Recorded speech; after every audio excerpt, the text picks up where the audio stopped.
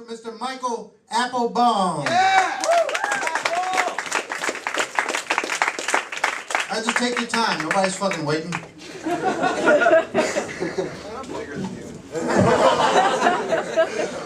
Hey guys, yeah, I'm actually from College Park, like, you couldn't have fucking guessed that on your own. About a year back, you guys hear about this whole Peter Pan peanut butter incident? There was like this salmonella in the jars of peanut butter, and it was real bad, like kids were dying and they weren't like saying anything about it. And like, I thought the worst part about it was that at the forefront of this company is this beloved fictitious children's character. People love this guy, and the kids look up to him, and just imagine like Peter Pan flying around and he swoops into a kid's window, and the kids look up and go, "Yay, it's Peter Pan, we never want to grow up." And Peter Pan going, "Well, that's perfect. Pass the sandwiches." I'm just glad to be out here at Magooby's. This place is hot. Better than my apartment anyway. My roommate and I don't get along. Never have, never will. We just don't see eye to eye on too much, you know? Like, it's just like these little tiny things that we just sort of like, on. Like the bathroom and the toilet paper in the bathroom, for example. See, I like the flap of the toilet paper to be like over, so you can see it easier and grab it. And like, he like, it doesn't make any sense to have it any other way, because you gotta contort your arm to like get it. See, like, I like my toilet paper hanging over, and he's a member of the Ku Klux Klan. He's gonna kill me. Jews. Yeah, anyway, I was in an elevator once. I was having a conversation with my father. Speaking of which, on elevators, they only elevate half the time. Hey, I was having a conversation with my father, and we were talking about like the events of the week. And I was telling him, like, I asked a girl out, and it was like a big deal for me. I don't do that kind of stuff too often. I said, I asked a girl out, and you know, phone conversation just ended naturally. And then I get a text message, 3 words: "Is she Jewish?" Text back, "No, (parentheses).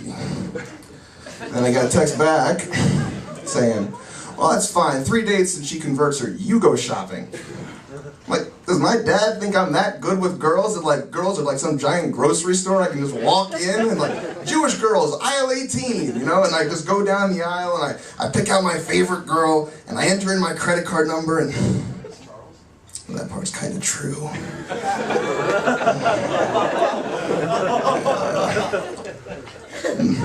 So Passover just ended, which means I'm not hungry anymore, because, you know, for some reason we can't eat bread. The holiday Passover is actually called Passover because back in the day when like Jews were being oppressed by the Egyptians, the angel of death was going to go and kill a bunch of them. And what we did was we smeared like ram's blood on our doorpost, and that told the angel of death to pass over our houses. We sort of commemorate that nowadays. We have something called a mezuzah, and we hang it up on our doorpost. I don't like to think that we do it because we believe in the angel of death anymore. That kind of is whack. We really do it to let door-to-door salesmen know not to even bother. Jews are so cheap.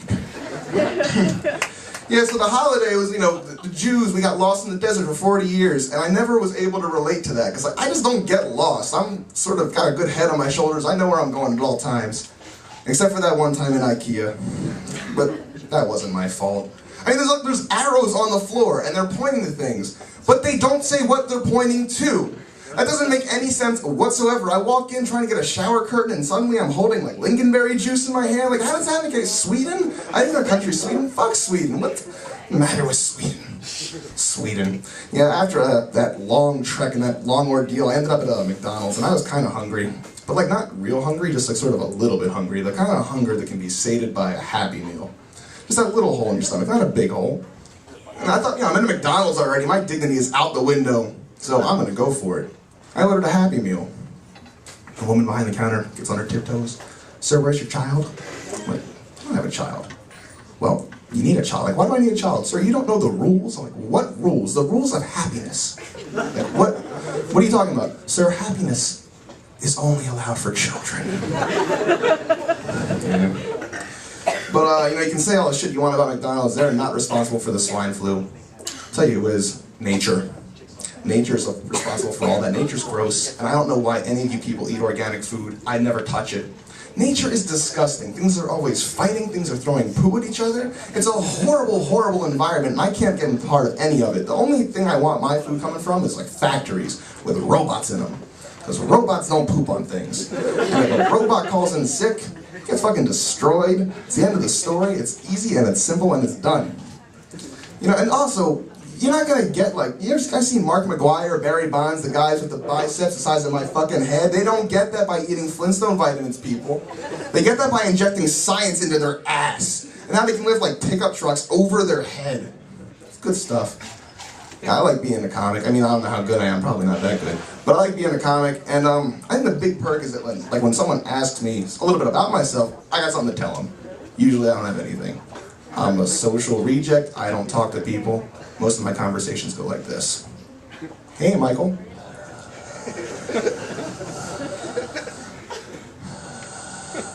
Breathe.